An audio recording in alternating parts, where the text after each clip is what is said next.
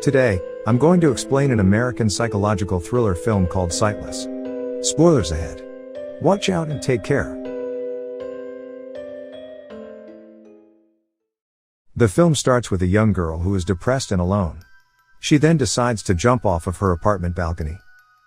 The scene shifts to a month earlier, showing that same young woman named Helen. Helen used to be a famous violinist. One night, she is brutally attacked in a car parked by an unknown attacker, wearing a gas mask, spraying chemicals on her eyes. She is then immediately brought to a hospital and wakes up on a hospital bed, with both of her eyes covered in bandages. Soon, a nurse named Omar comes to take the bandages off. As the bandages are taken off, she realizes she can't see anything. Shortly after, a doctor named Katsuro enters her room. He explains that the chemicals she was exposed to left her optic nerve intact, but seared. In simple terms, the damage is irreversible, and she is now completely blind.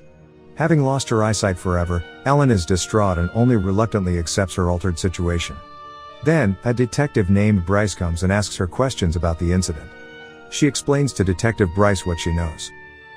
A few moments later, Ellen talks to her brother, who is in Tokyo, on the phone. He tells her he has organized a hidden apartment close to the city center for her to live in, and a caretaker who specializes in helping people like her who are adjusting to their new lifestyle. The next day, Ellen wakes up in her new apartment and meets her new caretaker, Clayton. However, she has no memory of the trip home from the hospital, which Clayton explains away by saying that the drugs she is on are powerful.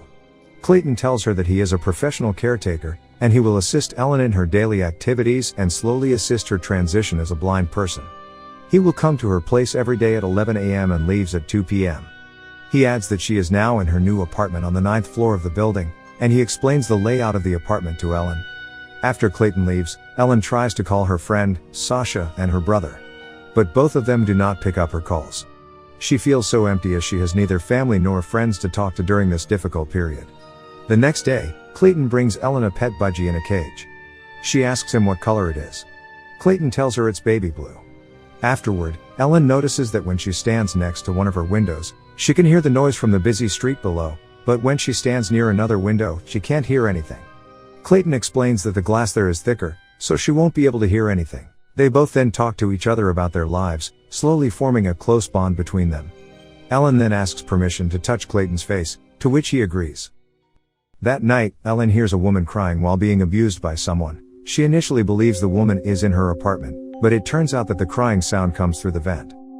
The next day, she decides to invite her neighbor for tea, so she walks out into the hallway and leaves a post-it note on the door of the apartment next door, asking the woman to join her for tea. That night, the woman named Lana knocks on Ellen's door and comes in for tea. She acts strange though. She knows Ellen used to be a violinist and lost her sight. She seems to know a lot about Ellen, even though they just met. Ellen touches her face, and to her surprise, she feels a fresh scar on Lana's face. Lana reacts by warning her not to trust anyone. And she runs out of the apartment. Ellen becomes convinced that Lana's husband is being physically abusive to Lana. So Ellen reaches out to Detective Bryce, telling him about the abuse her neighbor is getting from her husband. Detective Bryce sends over Officer Neiman to talk to her neighbor and make sure everything is alright. Later, he confirms she is okay, and the scar was just a birthmark. The next morning, she notices a strange thing about the place. She explains to Clayton that a car alarm goes off every other day at precisely 11 a.m., the time Clayton arrives at her place daily. The same car, same alarm, same time. Clayton dismisses the oddities, and tells Ellen that it is a big city. It's got lots of alarms. Later that night, Ellen thinks Lana comes into the apartment again. However, when she touches her shoulder, it turns out to be Lana's abusive husband. He threatens her to leave his wife alone and stop being paranoid. Feeling threatened, Ellen immediately asks Clayton to come to her place. Clayton arrives and comforts her. At that time, Clayton tells her that he has feelings towards her. However, Ellen rejects the interest by stating that she needs a caretaker more than a boyfriend at the moment. Brokenhearted, Clayton leaves the apartment. Soon after Clayton leaves, she is attacked again by the person in the gas mask. Ellen manages to dial 911 before she passes out as the attacker pushes a syringe onto her neck. Later, the paramedic tells her that there's no apparent injury and not a needle mark on her neck.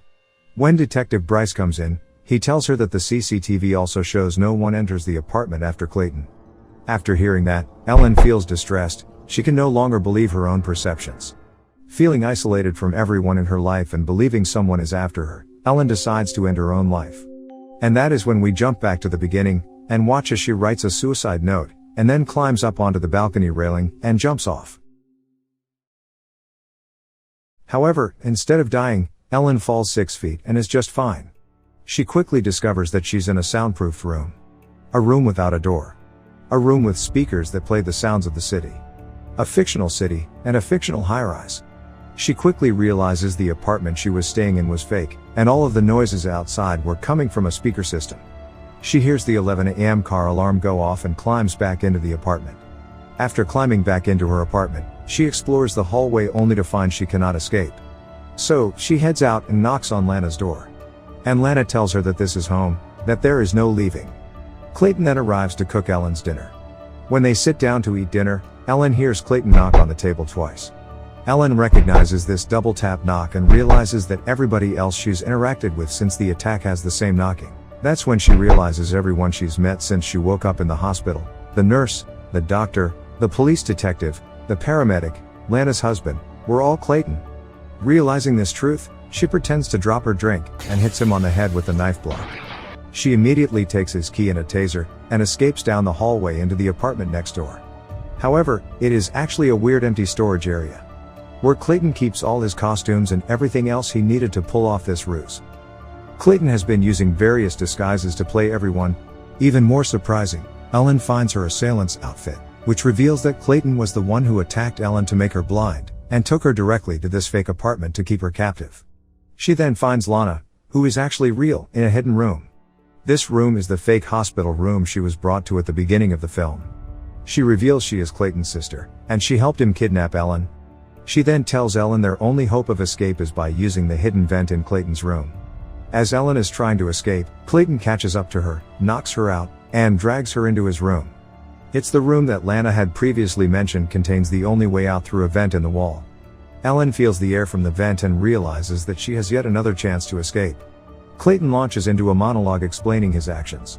When he was a kid, his father had locked him and his sister, Lana, up in the basement, holding them captive for 3 years after their mother had died. The only way Clayton had survived was by making up characters in his head, giving them backstories, and pretending to be them.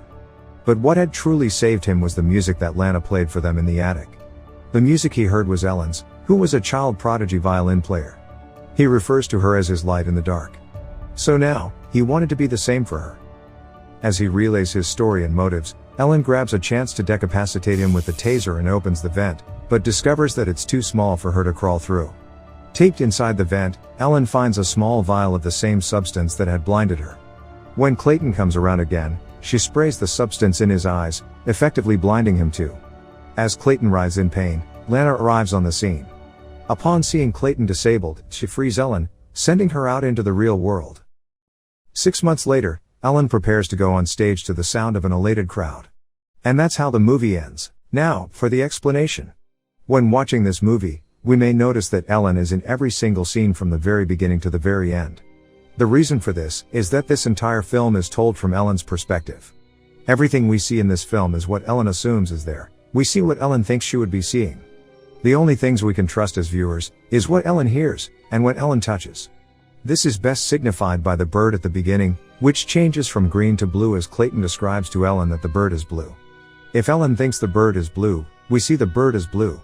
This is why when anyone shows up in front of Ellen, we always see the person that Ellen assumes the person is. But once the person speaks or once Ellen touches them, we realize who they actually are, because Ellen is realizing who they actually are, and this perspective is used throughout the entire film. As we also see in the movie, Ellen has been trying to contact her best friend, but she hasn't been picking up or returning her calls.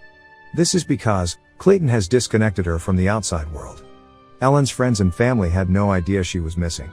No one had any clue where she was or what she was going through. As the movie comes to a close, Clayton explains to Ellen, he wants to be the light in the darkness for Ellen. Here, we can assume he blinded Ellen in hopes that she would be so helpless that she would need him. In this way, his character resembles someone with Munchausen by proxy, which is a mental health problem in which a caregiver makes up or causes an illness or injury in a person under his care. Clayton also explained to Ellen, he would also create various personalities while in the attic to have his own imaginary friends. He uses the talent he learned in the attic of playing multiple characters, to fool Ellen into believing she is interacting with multiple characters. He even imitates the voice of Ellen's brother. In the end, the movie cuts to 6 months later, with Ellen back playing the violin on stage again. However, it isn't entirely clear if she has her sight or not. It could be that Clayton wasn't lying when he was pretending to be the doctor, who told her it was irreversible. However, since he was even lying about the color of the bird in her apartment, we might not even be able to trust him about this, and it's very possible she was only temporarily blind. That's my explanation for the movie Sightless. Subscribe for more videos like this, turn on notifications, and leave a like to help the channel out. Thank you for watching.